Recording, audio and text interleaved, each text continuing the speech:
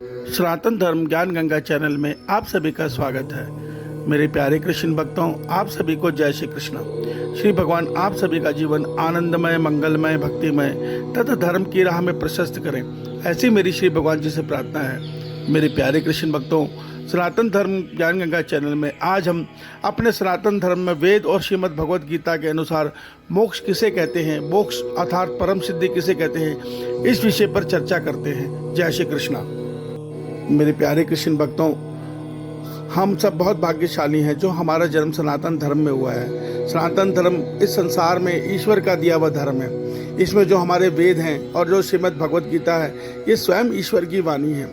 भगवान ईश्वर ने ये वेद संसार के नियमों को बताया है। ये संसार इस प्रकार बनेगा, इस प्रकार चलेगा, ये सब चीज़ें वेदों में वर्णित है। और श्रीमद् भगवद गीता में भगवान ने अवतरित होकर हम कौन हैं, हमारा वास्तविक स्वरूप क्या है और हमें किस लिए जीवन जीना है, हमारे जीवन का लक्ष्य क्या है, यह सत्य हमें बताया है। तो भगवान श्रीमद् भगवद गीता में बताते हैं कि मनुष्य तन का केवल एक लक्ष्य है, केवल एक लक्ष्य, वो है इस शरीर से, मनुष्य शरीर से, इस संसार से, इस जन्म मरण चक्र से आत्मा को निकालकर अपने परमात्मा से मिलन करना। उसी को मोक्ष कहा है, उसी को परम सिद्धि कहा है। मगर आज अफसोस, परम सिद्धि और मोक्ष का अर्थ कुछ ज्ञानी जन ये बताते हैं, ज्ञानी जन, कि ध्यान योग की अवस्था में विचारों से मुक्त होना ही मोक्ष है। वो बताते हैं कि जब हम ध्यान योग में बैठते हैं और हमारा मन सारे विचारों से मुक्त हो जाता है, तो वो शून्य अवस्था ही परम मोक्ष है। देखिए, वो मोक्ष की अवस्था नहीं है, बल्कि ज्ञान हमारा श्रीमद् भगवद गीता ये बताती है कि वास्तविक ध्यान वहीं से शुरू होता है। देखिए, जब किसी चीज़ को हमने किसी बर्तन में भरना है तो पहले पुरानी वस्तु से उस बर्तन को हमें खाली करना पड़ेगा।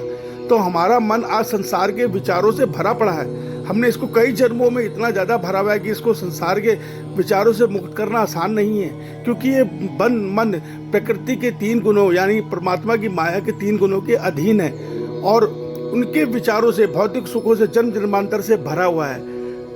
तो भगवान कहते हैं पहले इसको निग्रह के द्वारा, कर्म योग के द्वारा इस मन को उस विचारों से खाली करो। जब ये मन संसार से पूरी तरह से शून्य हो जाए, सारे विचारों से मुक्त हो जाए, तब एकांत काल में बैठ के उस मन को अपने आत्मा से अपने परमात्मा में स्थिर करो। देखिए, हम परमात्मा तक डायरेक्ट मन को पहुंचने की आज्ञा नहीं है। जब तक मन प्रकृति के गुणों के अधीन है, तब तक ये मन ईश्वर तक नहीं पहुंच सकता। तो भगवान कहते हैं पहले कर्मयोग के द्वारा अपने विचारों को शुद्ध करो, उसके बाद इस मन को विचारों से मुक्त करो। और जब ये मन प्रकृति के 3 गुणों से मुक्त हो जाएगा कर्मयोग के द्वारा, तो उस स्थित प्रज्ञा अवस्था से इस मन को अपनी आत्मा में स्थिर करो, तब ये मन आत्मा तक पहुंचेगा।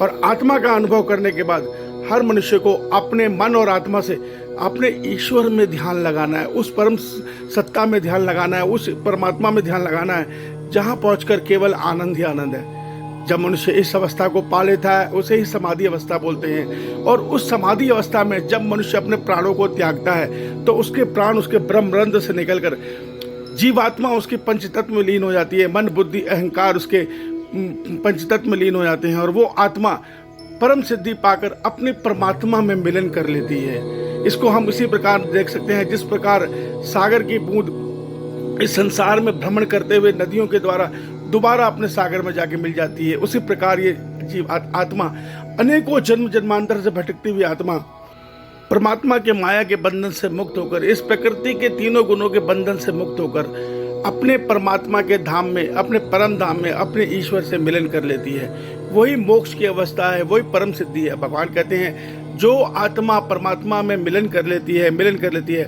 उस आत्मा को इस धरती पे दोबारा नहीं आना पड़ता। वो वहीं पे ईश्वर में अपने लीन होकर आनंद की अवस्था में सदैव के लिए वहीं स्थित हो जाती है। तो मेरे प्यारे कृष्ण भक्तों, मोक्ष का असली अर्थ यही है, परम सिद्धि का असली अर्थ यही है।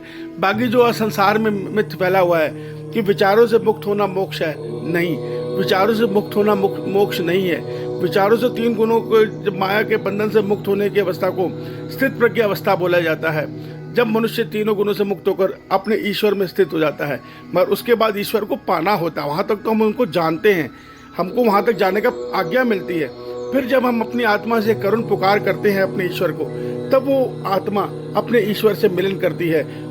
यही आत्मा का अपने ईश्वर से मिलन ही मोक्ष अर्थात परम सिद्धि कहा जाता है। मेरे प्यारे कृष्ण भक्तों, हमारे वेद तो यहाँ तक बताते हैं कि ये सृष्टि चक्र जब खत्म होता है तो महाप्रलय आती है। महाप्रलय के बाद परमात्मा दोबारा सृष्टि की रचना ही इसलिए करते हैं कि जो जीवात्मा इस सृष्टि चक्र में, पुराने सृष्टि चक्र में मोक्ष अर्थात परमात्मा से मिलन अवस्था तक नहीं पहुंच पाई हैं, उनको परमात्मा दोबारा अवसर देने के लिए इस सृष्टि की रचना करते हैं।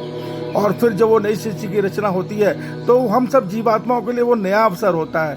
उस नए महाकल्प में हम लोग को दोबारा अवसर है कि हम अपनी ईश्वर से, अपनी आत्मा का परमात्मा से मिलन करवा लें। तो उसके लिए जो विधान है वो भगवान ने श्रीमद् भगवत गीता में हमें बताया है। अगर हम श्रीमद् भगवत गीता ध्यान से पढ़ते और समझते हैं और मनन करते हैं तो हमारा परमात्मा से मिलन जल्द संभव हो सकता है। अर्थात हमारी आत्मा इस जन्म मरण चक्र के बंधन को तोड़कर अपने ईश्वर से मिलन कर सकती है।